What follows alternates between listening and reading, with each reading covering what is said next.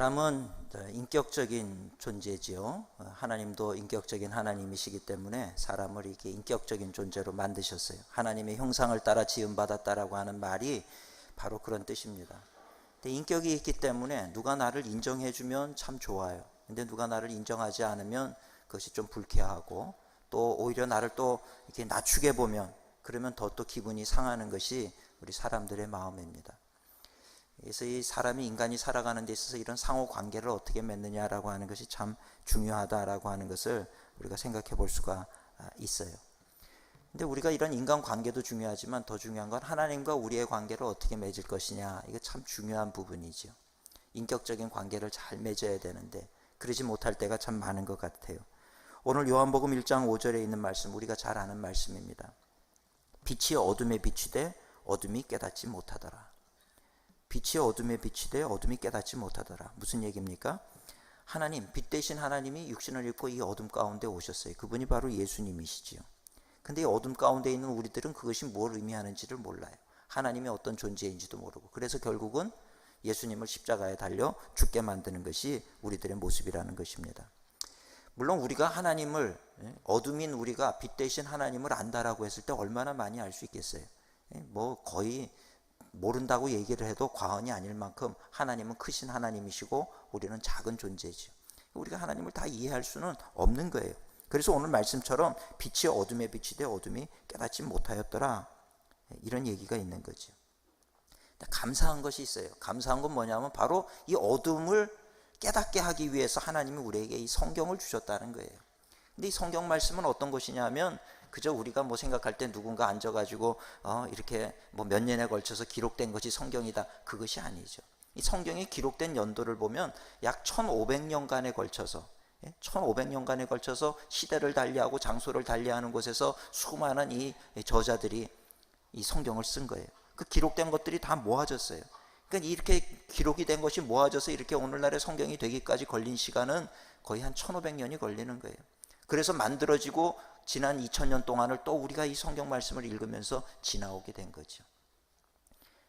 이 안에는 4000년 이스라엘의 역사가 다 기록이 되어 있습니다. 근데 놀라운 건 뭐냐 하면 그렇게 시대를 달리하고 저자가 다른 사람임에도 불구하고 성경에서 얘기하는 주제가 같다는 거예요. 성경에서 얘기하고 있는 주제는 뭐냐 하면 한마디로 예수 그리스도. 구약 성경은 오실 메시아, 예수님이 오실 것이다, 이것이 바로 구약 성경의 핵심 주제죠. 신약 성경의 핵심 주제는 오신다고 약속하신 그 주님이 오셨다, 이것이 바로 이 신약의 핵심 주제입니다. 오실 메시아와 오신 메시아, 이것이 구약과 신약의 핵심 내용이라는 거예요. 그 메시아가 오신다. 근데 신약에서 바로 메시아가 오셨다. 그래서 예수님을, 지금 이스라엘 사람들 중에 예수님을 구주로 믿는 사람들은 이 예수님을 뭐라고 얘기하냐면 예수 하마시아, 이렇게 읽어요. 예수 하마시아. 하마시아는 바로 메시아. 예수님 그분이 바로 메시아다. 예수 하마시아. 근데 이거를 헬란말로 바꾸면 예수 그리스도, 기름 부음 받은 자. 바로 메시아가 그리스도라는 뜻이에요. 그리스도가 메시아라는 뜻이고. 예수 그리스도. 그래서 성경에서 우리가 알아야 되는 분은 바로 예수 그리스도의 초점을 가지고, 관점을 가지고 성경을 봐야 돼요. 성경 중에서도 예수님에 대해서 잘 소개하고 있는 책이 4권이 있죠. 신약에 처음 시작하는 마태복음, 마가복음, 누가복음, 요한복음.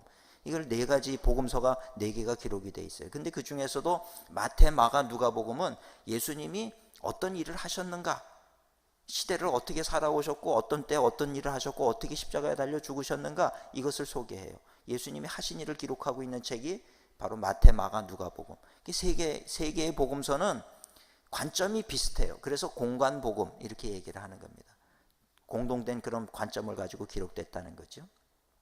제4복음서 요한복음이 있어요. 근데 이 요한복음은, 이 요한은 우리가 잘 아는 대로 예수님이 사랑했던 제자였어요.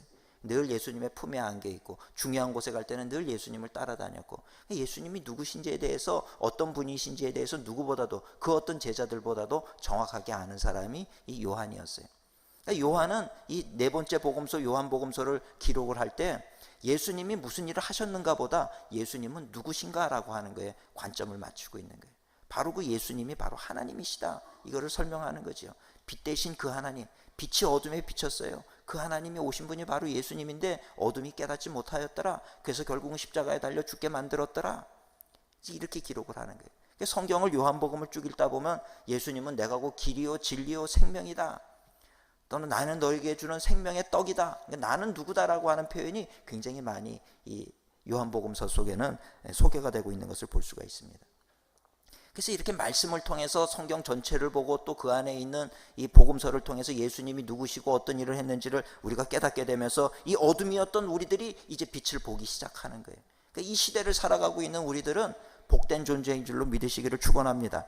하나님께서 깨닫지 못하는 우리에게 성경 말씀을 주셨다라고 하는 것은 그 자체가 굉장한 은혜요 축복이다, 이렇게 얘기할 수 있다는 거죠.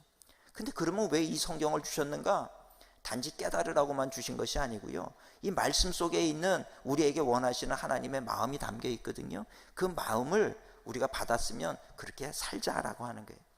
세상 사람들이 사는 방식으로 살지 말고 우리가 세상 안에 속해서 살고는 있지만 세상 사람들이 사는 그런 방식이 아니라 하나님의 말씀을 따라서 취사 선택해서 옳은 것은 선택해서 살고 잘못된 것은 버리라는 거예요. 그저 세상 사람들이 가는 방향대로 성공의 길로 어떤 목표를 향해서 나간다 그러면 우리도 거기 뒤쫓아가지 말고 그것이 틀린 길이면 그건 아닙니다 라고 얘기를 하면서 바른 길로 진리의 길로 가는 것, 이것이 바로 신앙생활의 본질이라고 하는 거예요. 먼저는 하나님의 뜻을 알고 하나님의 그 마음을 우리가 헤아려서 알고 그 다음엔 그대로 아무리 그 길이 어렵고 힘든 길이라 할지라도 우리가 그리스도인으로 살기로 결단했다라고 하면 이제는 세상 사람들이 사는 길이 아니라 다소 힘들고 버겁더라 할지라도 그 주님께서 가르치신 그 길을 가는 것이 바르게 우리가 신앙생활을 잘하는 길인 줄로 믿습니다. 저는 오늘 사순절을 맞이해서 오늘 예수님이 오늘 우리에게 원하시는 것이 무엇일까? 우리는 뭐 늘 원하는 것이 많죠. 그래서 늘 예수님의 이름으로 이것도 구하고 저것도 구하고, 예수님이 우리에게 원하시는 것이 있어요. 그것이 뭘까? 세 가지 말씀을 잠시 생각해보고 함께 은혜를 나누고자 합니다. 첫째는 하나님이 예수님이 원하시는 첫 번째는요, 우리가 하나님의 사랑을 깨닫기를 원하세요. 그것이 예수님이 우리에게 가장 원하는 부분이에요. 제발 너희가 하나님의 사랑이 어떠한 사랑인지 깨달아 알으라는 거예요. 우리를 향한 그 하나님의 사랑.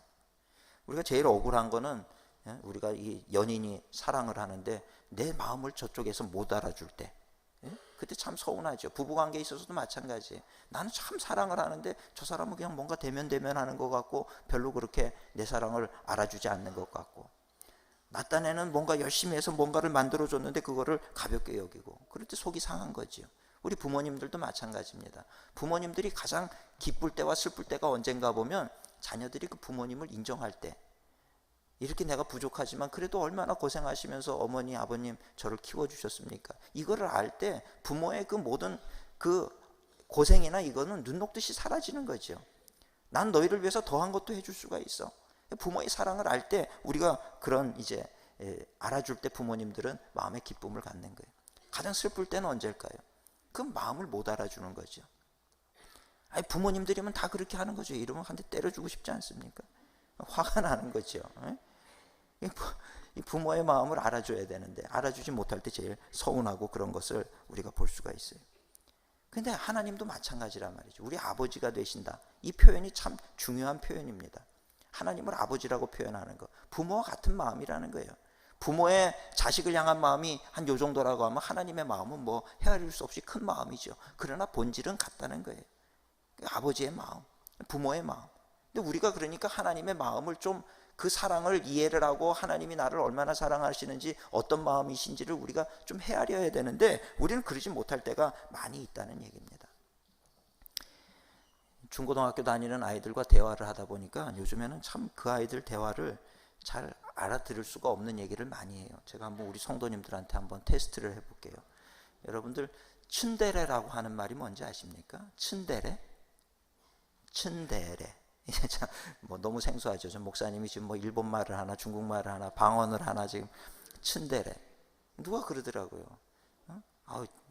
그 사람은 츤데레야. 그래서 그게 도대체 한국말인데 도대체 못 알아듣겠어요.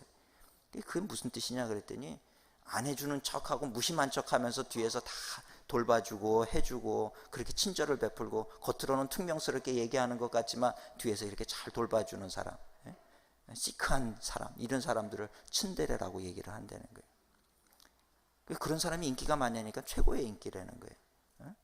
뭐 아닌 척하면서도 할 거 다 해주고 길을 열어주고 무심히 앞으로 혼자 가는 척하지만 다 세심하게 살펴주고 이렇게 돌봐주는 그런 사람이 츤데레라는 거예요.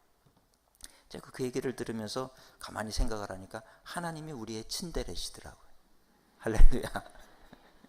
하나님이 우리 츤데레시라는 거 이게 생각이 드는 거예요. 가만히 보세요. 뭐 어떻게 보면 무관심한 분 같아. 그렇지만 사실 우리에게 모든 것을 다 주셨단 말이에요. 땅과 하늘을 주셨죠. 물과 햇빛을 주셨죠. 우리 이거 이렇게 사는 거 당연하게 생각하면 안 돼요. 하나님이 이거 가져가 버리시면 우린 다 살 수 없는 존재인 거, 살 수 없는 것이죠, 그죠? 그걸 다 주셨어요. 그러면서도 생색을 내지 않으신단 말이에요. 또 보이지 않는 손으로 우리를 위험 가운데서 건져주신 게 얼마나 많겠습니까? 천사를 통해서도 지켜주고, 당신의 존재는 보이지 않아서 우리가 느끼지는 못하지만 수많은 순간 우리를 건져내시고 살려내시고 또 우리를 보호하시고 하시는 그 하나님의 은혜. 그런데도 우리는 몰라, 그분을. 인정을 안 하려고 그러고, 그러니 답답하셔가지고 이제는 하나님이 좀 내가 너희를 얼마나 사랑하는지 보여줄게. 이 땅에 오셨어요. 십자가를 지셔서 십자가를 지시고 골고다 언덕에서 죽으시면서 이것이 내가 너희를 향한 사랑이다 보여줬음에도 불구하고 깨닫지 못하는 사람들이 얼마나 많은지 몰라요. 하나님의 사랑을 몰라죠. 하나님은 영원히 그냥 우리 이 사람을 향해서, 우리를 향해서 짝사랑하게 우리가 만들고 있지는 않은가, 우리가 한번 돌아봐야 된다는 이야기입니다. 동남아시아에 제가 선교 때문에 여러 차례 다니게 되는데, 갈 때마다 가보면 가는 곳마다 불상이 있어요. 가게를 들어가도 불상이 있고, 무슨 뭐 이렇게 우상을 섬기는 것들이 다 있고, 힌두교 국가에는 가면 또 힌두교는 신들이 얼마나 많은지 몰라요. 모든 조각들을 만들어 놓고, 그것이 왜 이렇게 많으냐 그러니까 쟤는 건강을 지켜주는 신이고, 쟤는 돈을 주는 신이고, 저거는 뭘 하는 신이고, 뭘 하는 신이고, 이 신들이 얼마나 많은지 몰라요. 그걸 만들어 놓고 그걸 절하면서 나에게 뭔가를 나를 보호할 거라고. 또 그 사람들이 예배 드리고 그렇게 제사를 지내는 모습을 보면 얼마나 거룩하게 신성하게 예배를 드리는지 몰라요. 그러면서 제사를 지내면서 나를 보호해 달라 그런단 말이죠. 가만히 보면 이 수천 년 전부터 그래 왔다는 거거든요. 참 하나님의 입장 관점에서 보면 어떠실까? 정작 우리를 살려주시고 보호해 주시고 인도해 주시고 다 해주셨는데, 하나님에 대해서는 들으려고 안 하고 하나님 물러가라 그러고, 자기가 뭐 조각을 가지고 조각을 해가지고 만들고, 거기다가 금을, 또 제가 이번에 가가지고 금 입히는 걸 봤어요. 금종이를 그냥 계속 위에다가 대고 문지르더라고요. 그래서 금 번쩍번쩍하게 하지만 그 본질이 금입니까? 아니거든요. 돌이잖아요. 나무 아니면.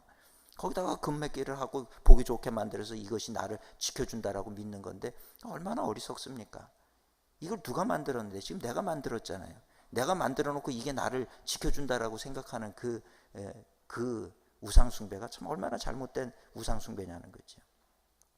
근데 그런 모습을 보는 하나님의 마음이 어떨까 하는 그런 거예요.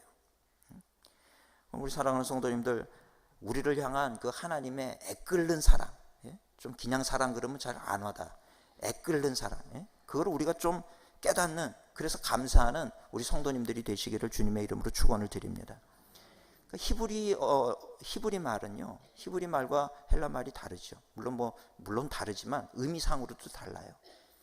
헬라 사람들, 그리스 철학에서는 안다 그러면 지식으로 아는 걸 얘기를 해요. 근데 히브리 사상에서 안다라고 하는 것은 지식으로 아는 게 아니라 체험해서 아는 거예요. 그래서 마리아가, 처녀였던 동정녀 마리아가 남자를 알지 못하더라, 이 얘기는 남자를 지식으로 모르는 것이 아니고 체험이 없다는 게, 부부의 관계랑 이런 것들이 없다는 그런 얘기죠. 안다라고 하는 건 체험하는 거예요. 근데 성경에 보면, 구약 성경에 여호와를 알아야 된다, 힘써 알아야 된다, 이렇게 얘기를 하거든요. 힘써 알아야 된다. 그 얘기는 지식으로 알라는 얘기가 아니에요. 우리의 삶 속에서 그 하나님을 만나야 된다는 거예요. 체험해야 된다는 거예요. 하나님의 사랑, 얼마나 큰 사랑인지 우리 머리는 알아. 근데 감동이 안 오죠. 지난 시간에도 말씀드린 것처럼 이게 일로 내려와야 돼. 체험이 되면 여기서 불이 붙기 시작을 하는 거예요. 하나님의 사랑이 이 가슴 속에서 느껴질 때 우리는 눈물이 터지기 시작하고, 하나님을 향해서 우리가 감격하게 되는 것이고, 그 하나님을 위해서 내 삶을 포기하게 되고 헌신하게 되는 것이고, 달라지는 그런 인생을 살게 되는 거죠. 존 웨슬리 목사님, 우리 감리교회 교조라고 하는 존 웨슬리 목사님, 이분은 보통 철저한 분이 아니었어요. 어려서부터 하나님의 말씀을 정기적으로 읽고 기도하고 고아원을 방문하고 교도소를 방문을 하고, 얼마나 철저하게, 정말 감히 그 누구도 따라갈 수 없을 만큼 신앙의 아주 그 교과서와 같은 삶을 살았던 분이 이 존 웨슬리 목사님이었어요. 목사가 되고, 젊은 나이에 목사가 되고 또 교수가 되고, 그러고는 이제 복음을 미국에 있는 원주민들에게 복음을 전하기 위해서 배를 타고 가는 거예요. 배를 타고 가는데 풍랑이 대서양에서 풍랑이 부니까 죽게 된 거죠. 너무 불안한 거예요. 내가 선교도 못하고 여기 배에서 물에 빠져 죽게 생겼구나 이렇게 생각을 하고 가고 있는데 어디서 찬송 소리가 들려서 배 밑에 내려가 보니까 거기 그냥 평신도들 작은 무리들이 모여가지고 어린애도 있고 어른도 있지만 조금도 동요하지 않고 평온한 가운데 찬송을 부르고 있는 걸 본 거예요. 충격을 받았어요. 당신들 두렵지 않습니까? 두렵지 않습니다. 하나님이 우리와 함께하니 두렵지 않습니다. 놀란 거예요. 자기는 목사고 저 사람들은 평신도들인데 어떻게 저럴 수가 있을까? 고민이 되기 시작했어요. 내가 믿는다는 믿음은 도대체 무엇인가? 나는 구원의 확신이 있는 존재인가? 고민을 하기를 시작을 하는 거예요. 그러고는 다시 영국으로 돌아왔어요. 선교도 실패하고 돌아왔죠. 돌아와서 내가 목회를 계속 해야 되나 말아야 되나 고민을 하는 거예요. 그래서 1738년 5월 24일에 거리를 런던 시내를 산책을 하는 거죠. 시내를 산책하는데 작은 교회에서 예배를 드리고 있어요. 예배 드리는 곳에 들어갔더니 거기 설교자가 마틴 루터가 로마서 주석을 썼어요. 로마서를 주석했는데 로마서 주석의 서문을 이 설교자가 읽고 있는 거예요. 근데 희한하게도 그 설교를 잘 아는 내용이지요. 근데 그 말씀을 듣는데 이상하게 마음이 뜨거워지는 것을 경험을 하는 거예요. 여기로 암만 알아도 감동이 없었는데 갑자기 마음이 뜨거워지면서 예수님이 내 죄를 다 사해 주셨구나, 내가 하나님의 자녀가 되었구나, 내가 구원받았구나, 이 확신이 생기는 거예요. 집으로 뛰어들어가 가지고 일기에다가 쓰는 거예요. 오늘 내가 거리를 걷다가 월더스게이트의 작은 교회에 예배를 참여했는데 내 마음이 이상하게 뜨거워지는 것을 경험했다. 구원의 확신이 있었다. 예수님이 나를 구원하셨다는 확신이 생겼다. 체험이 된 거예요. 그러고 나서 복음을 전하는데 그때부터 웨슬리가 전하는 복음은 진짜 그리스도인이 되라, 이런 말씀을 전하는 거예요. 진짜 그리스도인이 돼야 된다. Almost Christian, 거의 크리스찬에 가까운 그런 크리스찬 말고 아예 100% 진짜 그리스도인, genuine 크리스찬이 돼야 된다, 이 얘기를 하는 거예요. 복음을 전하는 거예요. 근데 그렇게 그 복음을 전하기 시작하는 데부터 놀라운 기적들이 일어나기 시작했어요. 귀신들이 쫓겨나가고 병든 자가 치유가 되기 시작하고 사람들이 쓰러지면서 거기서 뭔가 막 회개가 일어나고 이러니까 영국 국교회에서 보니까 이게 열광주의인 거예요. 그러지 말아라, 그렇게 하지 말아라. 그건 열광주의자들이나 하는 거다. 초대교회 때나 있었던 현상이지 지금은 그런 현상이 일어날 수가 없는 거다. 존 웨슬리를 배척하기 시작을 한 거예요. 그때 존 웨슬리가 그걸 어떻게 내 힘으로 한 것도 아니고 말씀을 전하는데 그런 현상이 나타나는 걸 어떻게 하라는 거예요. 그 교구를 안 주니까 그럼 좋다, 나는 세계를 나의 교구로 삼아서 내가 복음을 전하는, 그 이후에 전 세계를 변화시키는 위대한 전도자가 되는 거거든요. 놀라운 하나님의 역사 가운데 대단한 그런 사역을 감당하는 자가 됐어요. 근데 이거를 당시에 가장 자기랑 친했던 조지 위필드라고 하는 목사님에게 이 얘기를 한 거예요. 조지 위필드는 그 당시로서는 세계에서 제일 큰 교회를 목회하던 목사님이었어요. 설교를 얼마나 잘하는지, 말씀을 전하면 막 천둥치는 소리와 같았다, 이렇게 표현이 될 정도로 조지 위필드 목사님의 그 교회는 대단한 교회였어요. 조지 위필드한테 얘기를 하니까 조지 위필드가 받아들이지 않았어요. 열광주의 맞다, 그러면 안 된다, 그런 거예요. 근데 며칠이 지난 다음에 조지 위필드가 복음을 전하는데 사람들이 쓰러지고 뒹구는 현상, 웨슬리한테 들은 현상이 그대로 나타나는 걸 본 거예요. 그러고 나니까 어떻게 하겠습니까? 아, 이게 이런 거였구나. 웨슬리를 인정할 수밖에 없는 거죠. 그래서 두 사람이 이제 야외에 나가서 복음을 전하고 전도자의, 위대한 전도자의 삶을 살게 되는 거예요. 그러면서 얼마나 놀라운 기적들이 일어났는지 모른다는 것입니다. 그러니까 우리가 이렇게 체험하는 것, 체험하는 신앙인과 체험하지 못한 신앙인은 굉장히 큰 차이가 있다는 거예요. 그리스도의 사랑, 이 사랑을 머리에 담아두지 말고 여기까지 체험하라는 거예요. 이게 체험이 되면 우리의 삶이 달라진다는 거죠. 그리고 여기에 체험이 되는 순간부터 우리의 믿음의 질이 달라져요. 믿습니다가 아니라 진짜 믿어지는 거예요. 그 믿음을 가지고 기도를 할 때 기적이 일어나는 거예요. 병든 자가 치유되는 역사가 일어나는 줄로 믿습니다. 이런 것들을 경험을 하라는 거죠. 하나님은 지금도 우리의 기도를 기다리고 계시고 우리가 요구하는 것을 들으시기를 원하시고 정말 지금도 역사하시는 하나님이시라는 것을 우리에게 보여주시기를 원하시는 하나님이시다. 이거를 좀 너희들이 알기를 원한다. 이것이 예수님이 오늘 우리를 향한 첫 번째 마음이라는 거예요. 오늘 우리 사랑하는 일상왕님께 성도님들은 이 마음을 소유하시게 되시기를, 그래서 주님 앞에 감사와 영광 돌리는 우리 성도님들 되시기를 주님의 이름으로 축원을 드립니다. 두 번째로 예수님이 원하시는 것은 바르게 살기를 원하는 거예요. 바르게 살아라. 부자로 살아라가 아니라 바르게 살아라. 이것이 중요하다는 거예요. 부모가 자녀에게 원하는 것은요, 바르고 정직하게 사는 걸 원하는 거예요. 그렇죠? 생각해 보세요. 부모님이 모든 것을 다 가지고 있어요. 명예도 가지고 있고, 지위도 가지고 있고, 물질도 가지고 있고. 근데 자녀가 어디 나가가지고 돈 좀 벌겠다고 길에서 못된 짓 하고 소매치기 하고 약한 사람한테 불러다가 돈 뺏고 이러고 있으면 부모의 입장에서 볼 때 어떤 마음이 들겠습니까? 그러지 말아라. 그거 필요하면 내가 주면 되는데 왜 그거를 가지고 그렇게 못된 짓을 하고 잘못되느냐. 모든 것을 가진 부모가 자녀에게 바라는 거는요, 그저 이 자녀가 인격적으로 성숙하고 바르게 살고 남을 배려하며 살고 이런 모습을 가질 때 아버지는 제일 기뻐요. 그런 자녀가 물질을 요구하면 물질도 줄 수가 있는 거고요. 일하고 싶습니다. 좋은 자리를 줄 수도 있는 거고요. 하나님이 우리에게 원하는 것은 우리가 얼마나 세상에서 아등바등하게 그렇게 살면서 잘 살아보려고 애쓰는 그런 걸 원하는 것이 아니에요. 먼저 인격이 바르게 되고 바른 인생을 살아가려고 그러는 그 모습을 오늘 하나님은 기뻐하시는 줄로 믿습니다. 바르게 사는 모습을 봐야 된다는 거죠. 근데 오늘날 우리들은 그러지 못하고 그저 돈 버는 일에 이렇게 몰두하고 그렇게 사는 일들이 참 많아요. 돈 때문에 우리가 바르게 살지 못할 때가 많아요. 분명히 말씀드리지만 돈, 물질은요, 중성적인 거예요. 그건 선한 것도 아니고 악한 것도 아니에요. 그거를 우리가 악하게 쓰면 악한 것이 되는 거고 선하게 쓰면 선한 것이 되는 거죠. 돈을 많이 벌었다고 해서 그게 죄인이라는 얘기는 아니에요. 그렇지만 많이 벌었으면 거기에 합당하게 책임을 다하고 사는 것이 바르게 사는 길이라는 얘기입니다. 세상 사람들 사는 모습을 보면 어떤 사람은 돈을 쉽게 벌어요. 어떤 사람은 돈을 아주 어렵게 벌어요. 정말 열심히 일을 해가지고 버는데 참 조금 벌어요. 근데 어떤 분들은 뭐 쉽게 한순간에 잠깐 갔다 오는데 돈을 많이 벌어요. 참 어떻게 보면 참 불공평해 보이기도 하죠. 그렇죠? 근데 중요한 건 뭐냐면 과연 어떤 사람에게 이 물질, 돈이라고 하는 게 더 가치 있는 것일까? 이것을 생각해 보면 쉽게 버는 사람은 그게 가치 있는 줄 몰라요. 근데 어렵게 번 사람은 그게 가치 있어요. 그죠? 어렵게 벌었으니까. 근데 이 물질이라고 하는 것이 가치 있는 것이라고 하는 것을 깨닫는 것이 축복이라고 하는 겁니다. 왜냐하면 그 가치 있는 것을 가치 있게 쓰는 거거든요. 가치 있는 것을 내가 어렵게 벌었지만 이것을 가지고 나를 위해 쓰는 게 아니라 나보다 더 어려운 사람을 구제해요. 이걸 가지고 정말 거기 안에서 정말 아깝지만 11조를 나눠서 하나님 앞에 드려요. 이런 것들을 하나님이 기뻐하시는 거거든요.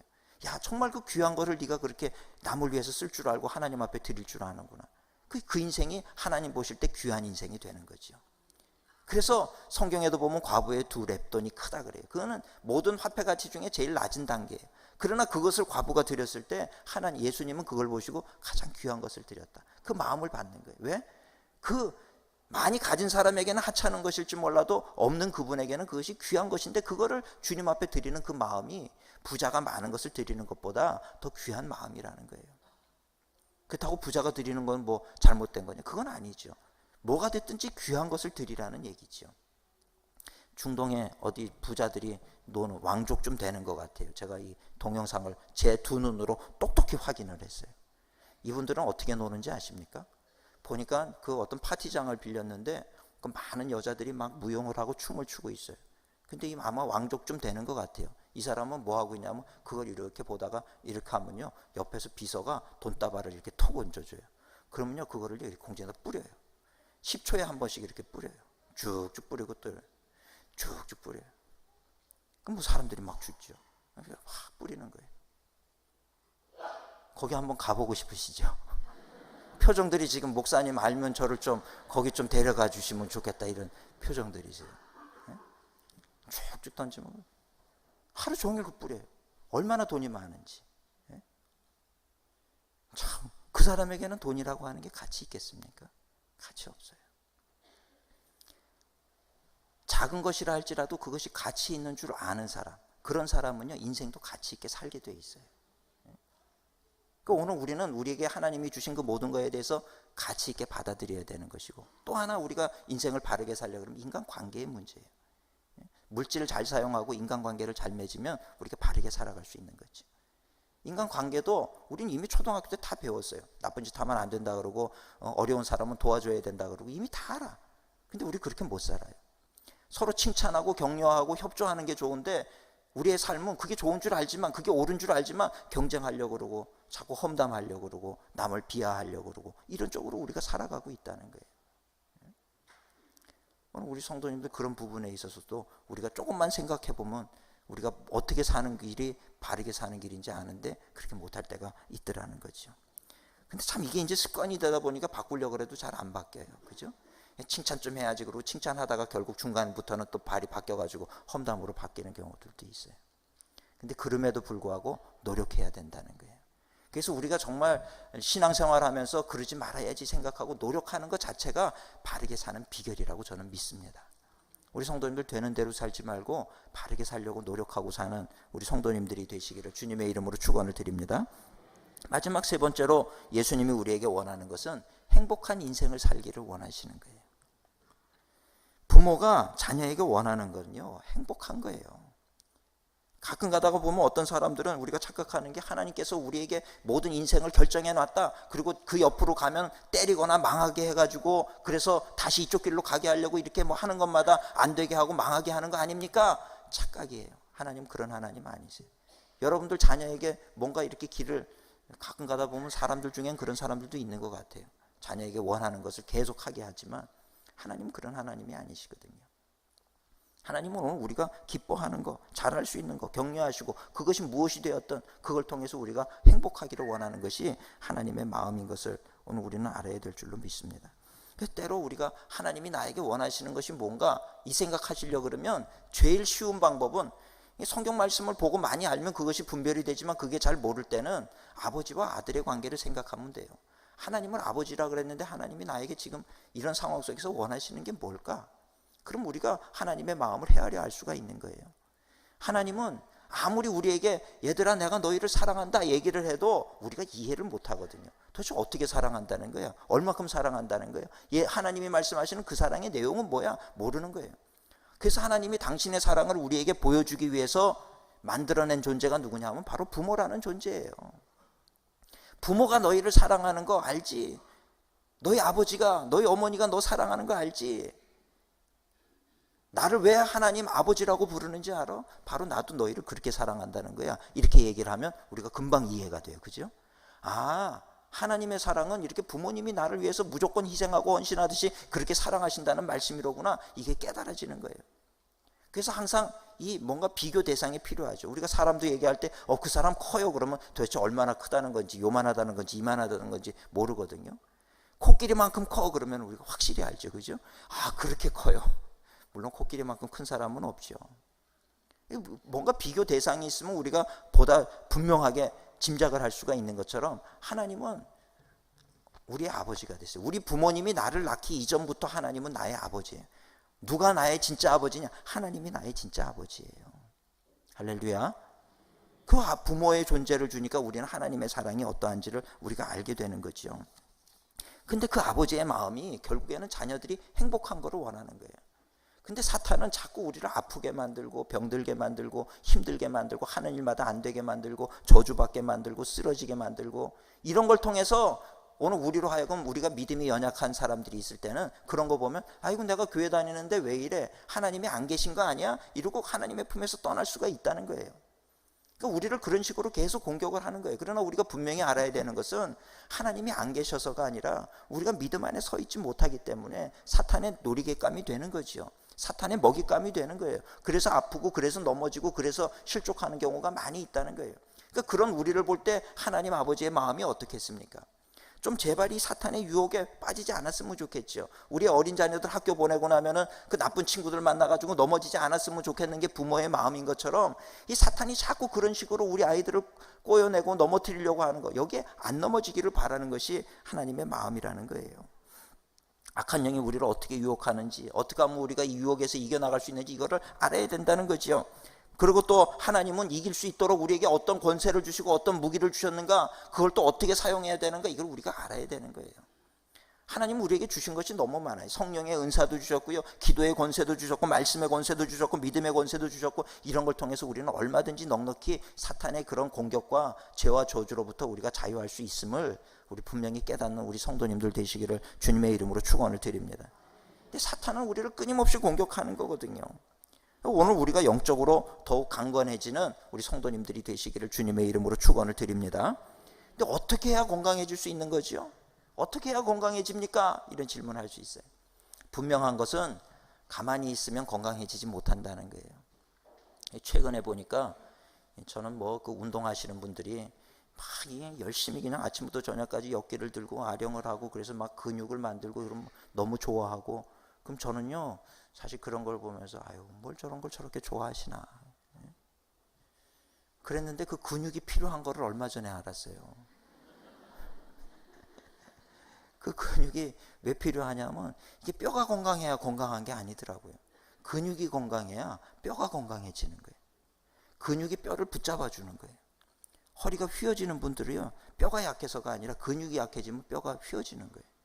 무릎 관절이 약하신 분들도요 이 허벅지에 근육이 튼튼하면 이걸 딱 잡아주기 때문에 무릎 관절에 무리가 안 와. 근데 근육이 없으니까 뼈가 이 몸무게를 지탱을 못하는 거예요. 그러니까 근육이 있어야 건강하다는 걸 알았어요. 근데 이 근육은 절대로 가만히 누워서 잠자고 먹을 거 다 먹고 숨쉬기 운동하는데 근육 생기는 사람 없어요. 운동을 해야 되는 거더라고요. 제가 그걸 보고 야 어쩜 이렇게 영적인 것과 똑같으냐. 영적으로 우리 강건해지는 것도요 밥 먹고 교회 왔다 갔다 한다고 강건해지지 않아요. 하나님의 말씀을 듣고 기도도 해보고 나가서 전도도 해보고 정말 내가 이 하나님의 말씀대로 살려고 그러고 예수 이름으로 악한 영도 대적을 해보고 이럴 때 우리가 영적으로 나도 모르는 사이에 강건해지는 거더라고요. 오늘 하나님은 우리가 행복하기를 원하세요. 이미 그 모든 것들을 다 주셨어요. 사탄은 그걸 노약질하려고 그래. 이기려고 그러면 우리가 강건해져야 되는 거예요. 오늘 우리 하나님이 우리에게 주신 행복과 축복은 줬느냐 안 줬느냐가 아니라 이미 주셨어요. 그걸 우리가 지켜내느냐 못 지켜내느냐의 문제라는 거죠. 오늘 우리 성도님들이 영적으로 강건해서 하나님이 주신 은혜와 축복을 누리며 사는 그건 우리가 돼야 될 줄로 믿습니다. 예수님은 우리가 정말 이 하나님의 사랑을 깨닫기를 원하고 또 우리가 바르게 살아가는 걸 원하시고 또 행복과 기쁨과 감사함 가운데 살기를 원하시는 것이 오늘 우리를 향한 하나님의 마음이고 예수님의 마음인 줄로 믿습니다. 오늘 우리가 이 주님의 은혜 안에서 자유함을 누리시고 감사로 하나님 앞에 영광 돌리는 우리 모든 성도님들이 되시기를 주님의 이름으로 축원을 드립니다. 기도하시겠습니다. 사랑과 은혜가 충만하신 하나님 은혜 감사합니다. 오늘 귀하고 복된 성일에 하나님의 마음, 우리 예수님의 마음을 전하였습니다. 예수님의 마음이 어떠한가 우리가 잘 헤아려서 오늘 우리가 그 말씀대로 살아갈 수 있는 저희들 되게 하여 주시옵소서. 예수님의 이름으로 기도드리옵나이다. 아멘.